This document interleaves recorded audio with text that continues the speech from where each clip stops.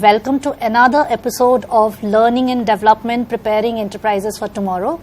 We are very honored and privileged to have with us today Mr. Shailesh Singh, the Senior Director and Chief People Officer, Max Life Insurance Company Limited.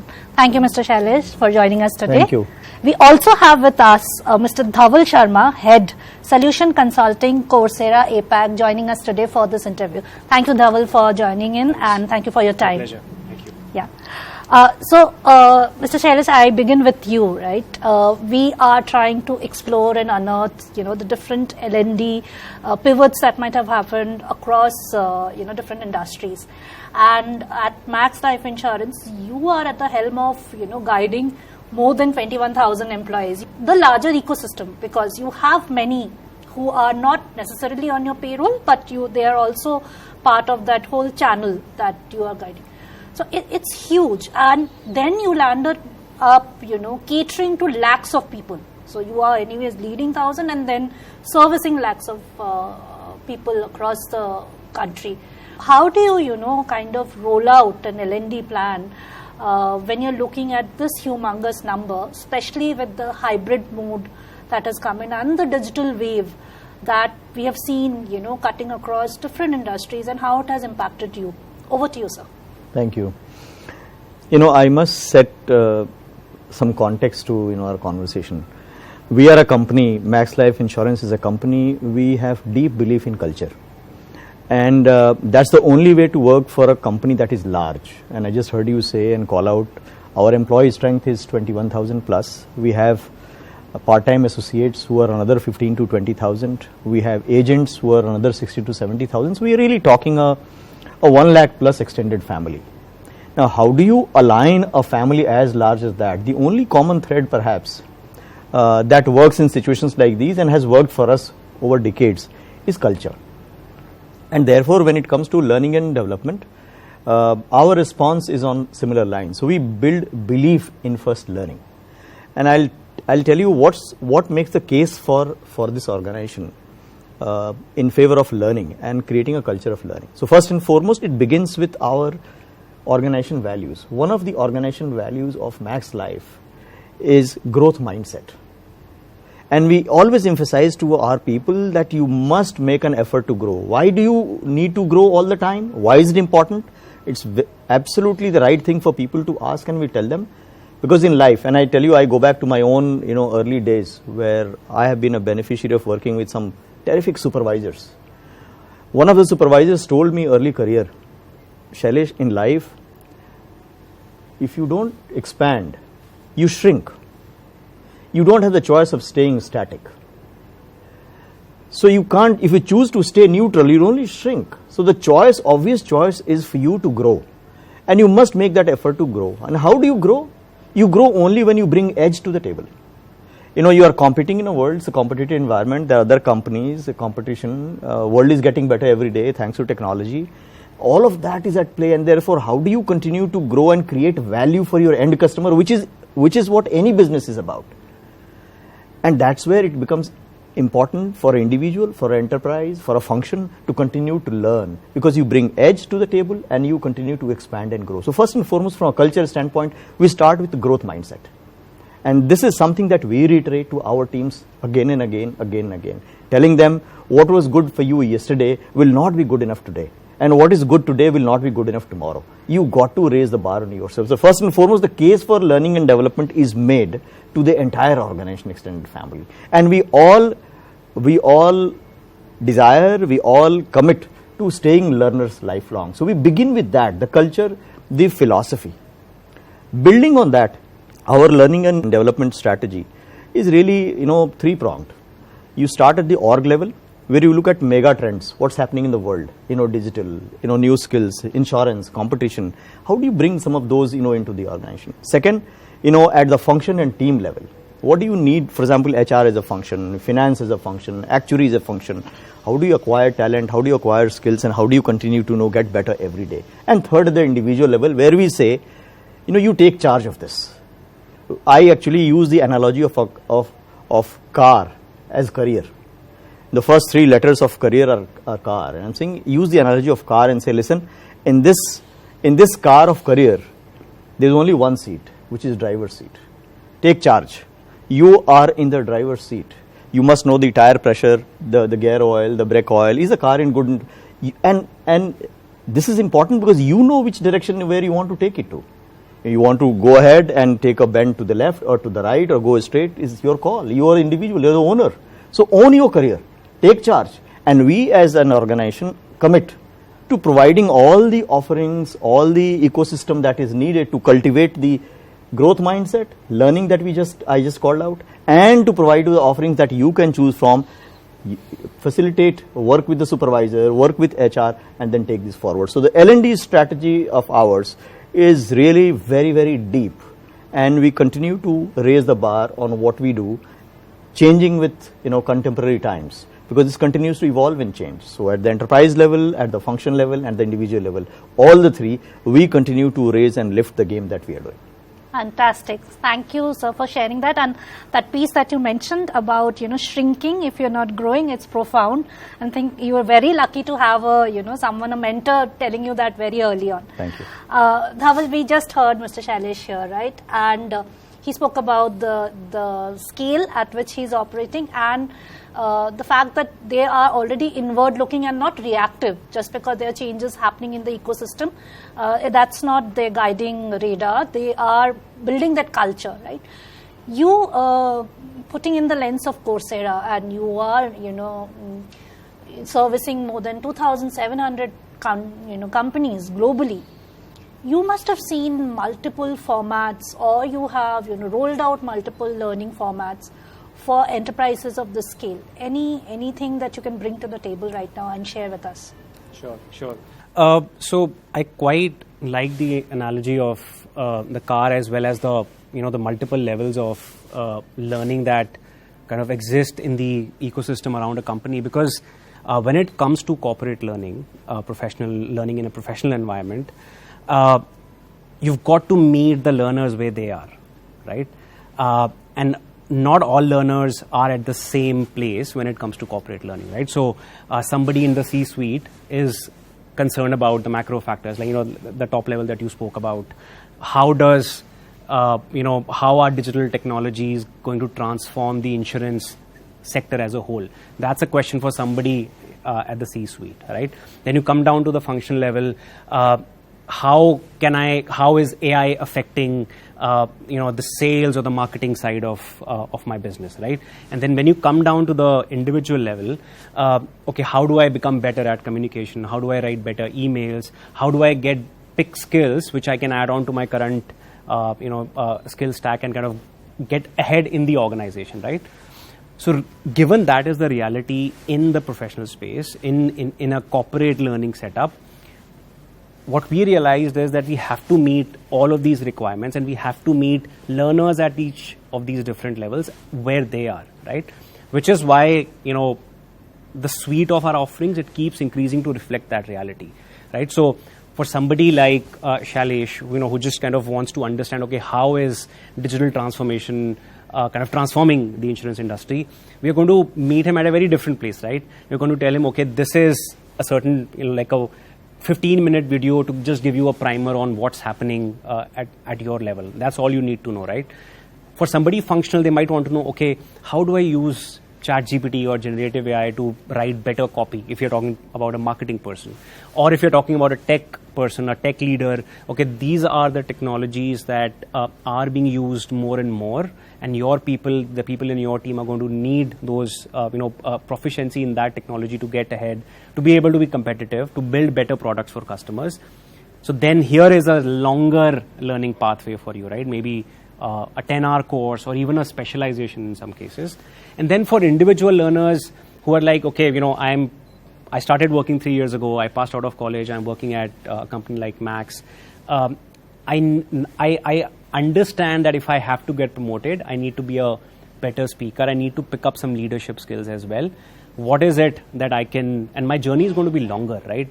I cannot just hope to watch a 15-minute video and learn how to become a better communicator. I have to obviously pick up on some concepts and then practice them, right? What are some tools that the next level of my job expects me to have? So those are the kinds of things that come into play, which is why whether it's a very precise, very sharp intervention that we need at the C-suite level, all the way down to an individual employee who might be a few years into his or her working life, what can we offer them? So that's why we offer, like very short form content to very long form content as well. And in some cases, there are also, learning interventions which take many months or even a year to complete, right? If you want to flip from, let's say, obviously insurance companies have large sales forces, somebody motivated, somebody driven there might say, you know what, I've spent enough time in sales, I want to move into, let's say, a marketing role, or I want to move into a data role.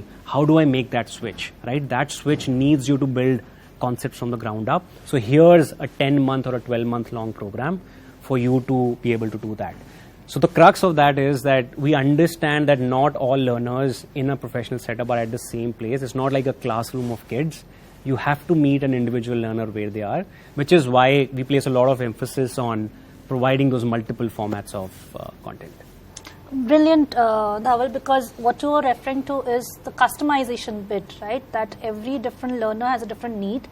Every learner might be wanting to turn their car in some direction, right? And you are helping. You are just that, like, you are almost like the GPS maybe, right? That you are guiding them, that okay, this is something you do this, and maybe you will be able to take the right turn, right? Mr. Shailesh, I'll come to you at this. This is very good to hear, very good to learn, right? But when you have to roll it out, right? There's always a monetary aspect, right? Budgets come into play. You have to, understand what is the level of customization that you'd want, at what level, right? Given these constraints, when you're working in a professional environment, are there any innovative approaches that you have rolled out? Because you said that you're already building the culture. But is there any innovative strategy that you have rolled out that has worked beautifully for you in the past years, or you are almost at the verge of rolling out? I'll share some examples of how we approach this. First and foremost, I think while there are always budgetary challenges with anything that you want to do in life, for us, this is an investment. So across the organization, there is a very clear realization and belief that when we spend money for training and development, it is an investment. The returns are multifold, and therefore we actually, debate, discuss, and over years have built that strong belief across supervisory chain, leadership chain, that this is an investment first. So it's a mindset.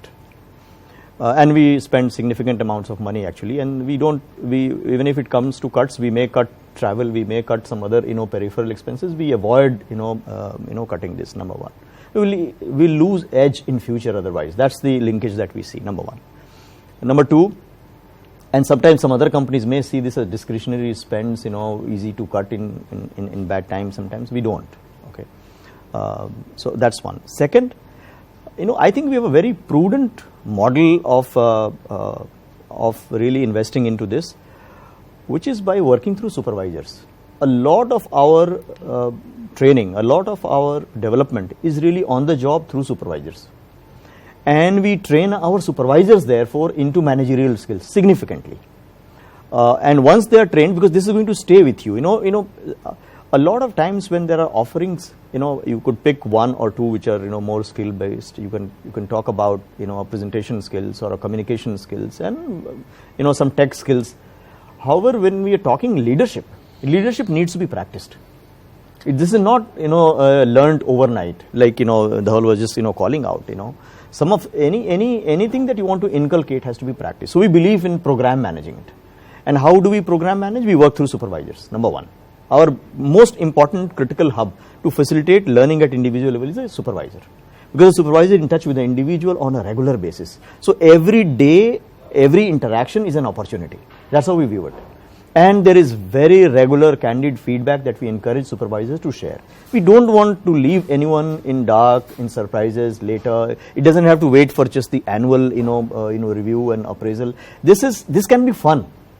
You take this to an extreme, this whole experience, interactive experience, learning experience can be real fun every day. As long as you create the right mindset, attitude of learning from the individual, and supervisors to be coaches, not prescribing, Coaching is different. We encourage our supervisors to encourage individuals to find out, their North Star, which way they want to go, and, work on their own rather than you prescribe a solution. Because we believe in diversity. What has worked for me doesn't have to work for people who work for me directly, my direct reports and so on. And therefore there is flexibility. So that the other prudent, model, part of this model is really working through supervisors, keeps the costs and budgets, under control, and you don't have to, always buy off the shelf. And the third, of course, is, keep things simple. So, for example, we went ahead and launched something called a 40-hour training across the organization. Minimum of 40 hours annually you must do, everyone, leaving it to them. And then we program manage this, we track this. You could either take up offerings that are already available off the shelf in the organization, or from partners like Coursera or Skillsoft or LinkedIn. Choose the offerings, whatever we provide as an organization, and you track and manage, and we will track this for you. Now, some of those provide thresholds to our people, and they will use a wide variety of, whether it is classroom or online or digital, do it yourself, and they will find their own ways of reaching there. So we do not over prescribe, we do not go heavy in one particular year, we do it in a phased manner, we do it through supervisors, and we create a culture of learning. All of this is a part of our, I think, extremely powerful, sustainable model that really keeps budgets under control. Every department, every function at the enterprise level gets a budget, and if there is a need for us to change, if there is a particular product that is launched or particular skill set on the horizon that we may have missed at the time of starting the year, and we have to budget for more, we are very flexible, and we would rather spend it there than hold that back, because it will hold us back from realizing our true potential later. So that linkage is very clear to us. Great. Mr. Shailesh, what you bring to the table here is that supervisory level is almost like the catalyst. Absolutely. Because they understand the senior management, and they are the one who is going to percolate it to the one below them, right? Absolutely. And that's a wonderful thought, because you kind of figured that one layer which will be very, very critical, and if I'm not wrong, that will also help in your succession planning, right? Who will go Correct. Up and who will be yes. following. So yes. I think that's very, very critical. Yes. Dhawal, we had heard Mr. Shailesh speaking about coaching, right? And I have been hearing some news from Coursera on this AI-driven coach that you have built, right? Any thing that you can bring up right now for the audience here, that what's so particular and exciting about that? Sure. So before I get into that, I think I'm really pleased to kind of know about the model that you have about where supervisors take an active role in ensuring that people are growing and learning in the organization, because managers or supervisors have a critical role to play, right? Because they are the ones because learning, let's understand, it's not easy. It doesn't come easy. In fact, any learning that is coming easy, probably you're not learning well enough, right? The role of supervisors or coaches is absolutely critical. What we have done at Coursera is that, obviously, being an online platform, we are always thinking of ways of how do we bridge that gap, how do we kind of bring that nuance which an offline coaching mechanism offers to learners onto an online platform, right? When you are in an offline setting, in a classroom setting, there are a lot of things which happen in a classroom which we tend to take for granted, right? So if for example, you are a learner in a physical setting, you have a doubt, you might either ask the coach or the instructor, or you might nudge the person sitting next to you and kind of clarify your doubts. That traditionally has been a bit of a gray area in online learning, right? There are things like forums and chat functions, etc., where you can interact with other learners. Coursera has that as well. But what happens in that moment of learning, right, is something that we're trying to solve for through the AI coach, right? So what we have seen is that in order for learners to engage with online learning, in order for them to actually first complete what they are supposed to complete and ensure they are building those required skills, learning momentum is very important, right? Because when you are in a room just learning by yourself, there are a lot of distractions. You have a lot of incentives to just pause the course or whatever you're doing right there and go do something else. And for working professionals, there are demands of the workplace as well, right? You might be getting a call from a customer. There might be a meeting or a presentation you have to prepare for. So through the coach, what we have done is we have created this like within the platform, and it's called the coach for a reason, right? To ensure learners continue to build on their momentum when they're learning on Coursera, right? So what it does is, so everybody I'm sure is familiar with ChatGPT.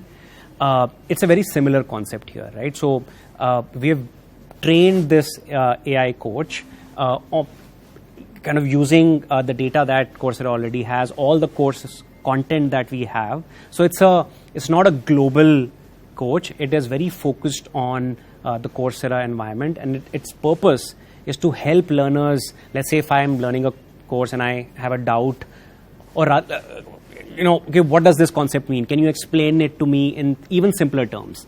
So you can pause the video and you can ask the coach, can you explain this to me in very simple terms? So the coach can give you that answer right there, right? So something might click in your brain and you might get that concept. Or you might ask them, okay, I've just kind of seen this video, but I'm in this role. Where will I apply this concept in my job? You can even ask the coach questions like that. So it gives you an answer, and then you can immediately contextualize to your own role, right? Or you might ask it, okay, all of that is fine. And this is a question which most students, whether they are 5 years old in school, to adult learners, they ask, where am I going to apply this, right? You can ask those questions to coach as well. And finally, you can say, okay, this is great. I'm interested in this topic. What else can I do next to build on my understanding? So it also acts as a conduit for new content discovery, right? So rather than going to the search bar, searching for content, you can ask the coach, okay, I've seen this 5-minute video. What else can you recommend, which is going to be, related to this, and I can go and build my knowledge even deeper. So some of these examples that I gave are meant to ensure the learner is engaged with the material, and the usual roadblocks that we see, the speed breakers we see, which kind of throw off a learner when they are learning online, we want to do away with them, and we want to ensure that they're fully engaged, their doubts are getting cleared in the moment, and their concepts that they're learning, they are getting contextualized to the real world as well. So that's what the coach is about, and it's live. If learners, somebody is already learning on Coursera, they should be able to see the small coach icon in their environment already.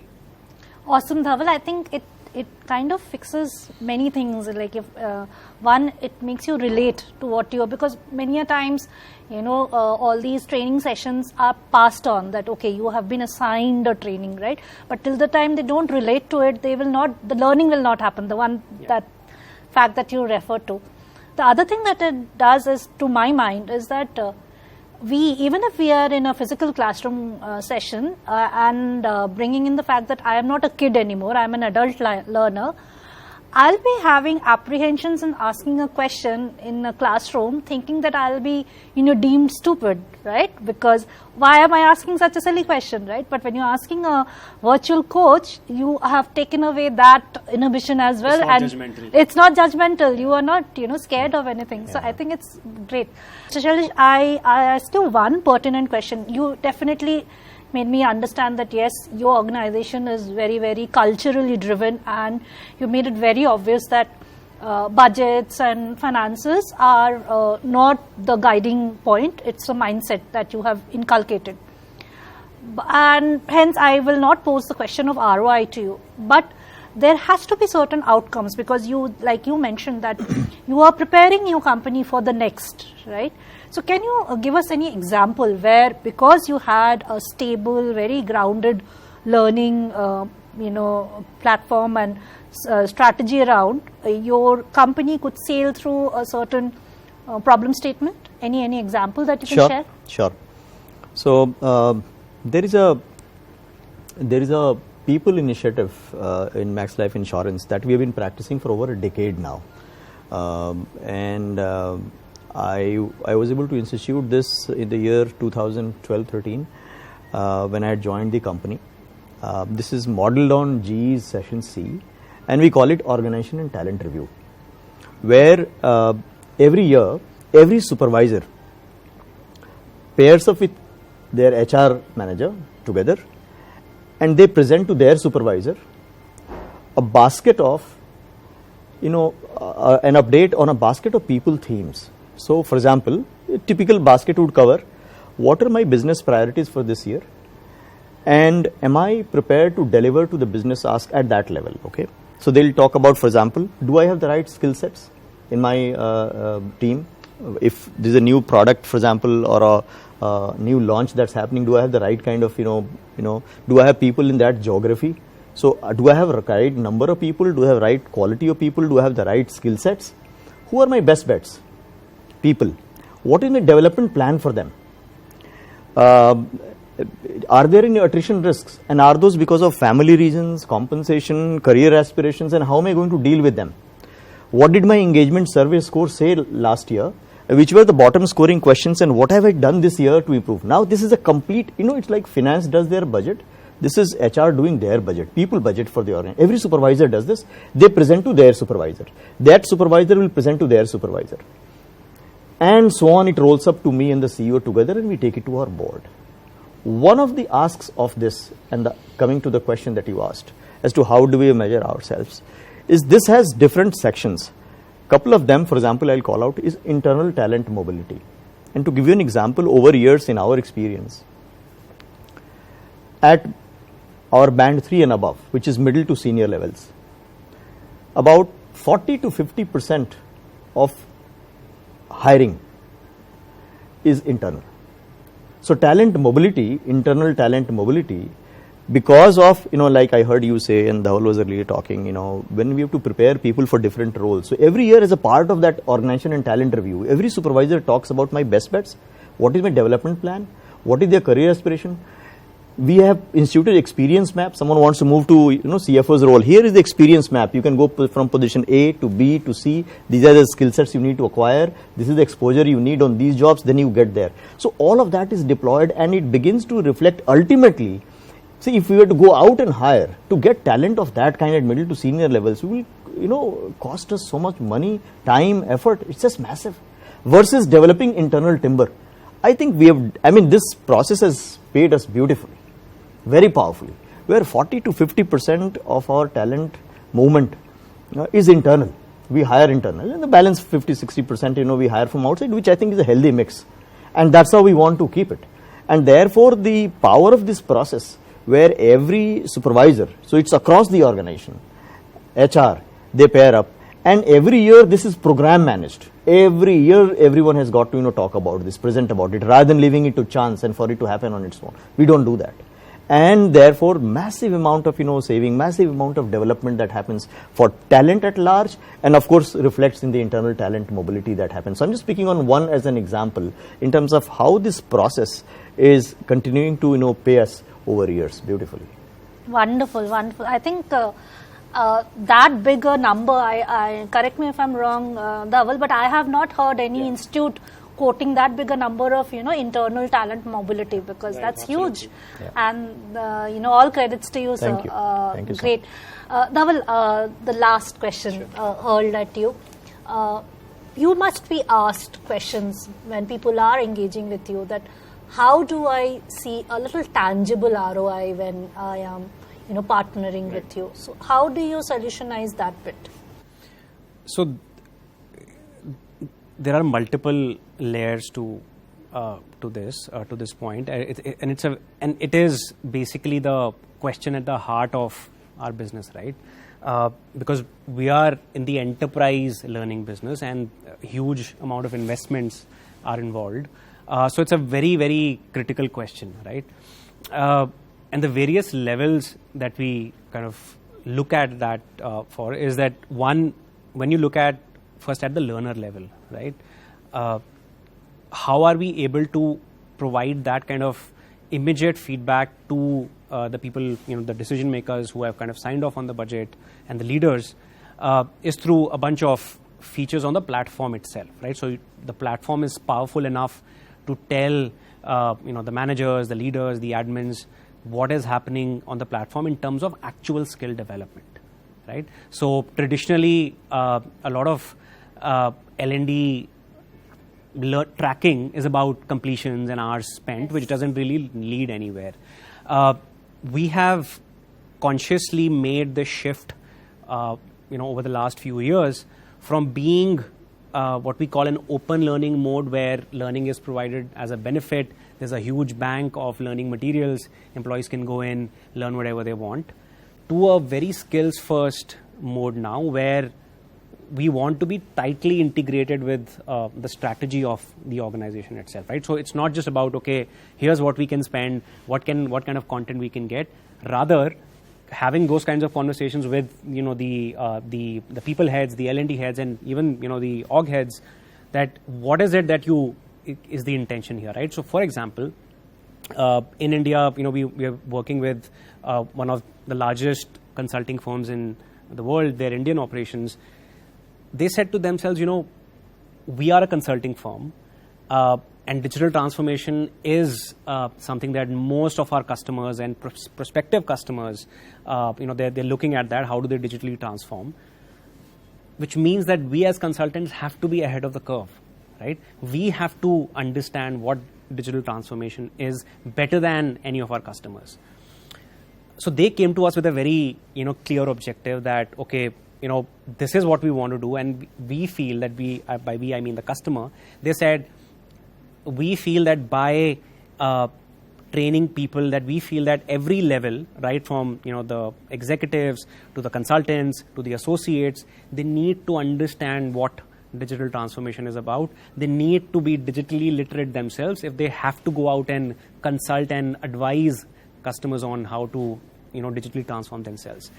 So they came to us and said, okay, this is our aim, and we want our revenues to grow by 2.5x. We want, if it's 100 today, to go to 250 in the next 4 years. And we expect to do that by making a large section of our workforce, which is basically customer facing, digitally literate at various levels, right? So you might have some people who are kind of very technical experts. They need a different level of learning. You have level, senior consultants who don't need the ability to code, let's say, but to be able to talk intelligently about how digital transformation affects a certain industry. So that's what they came to us for. And the ROI bit, right? It doesn't happen once you implement the program and you look at it a year from now or 2 years from now. The ROI bit has to be baked in from day one. So when we work with an organization, we say, okay, what are the objectives, the business problems you're looking to solve? And then we work backwards from there to figure out how can learning solve that business problem.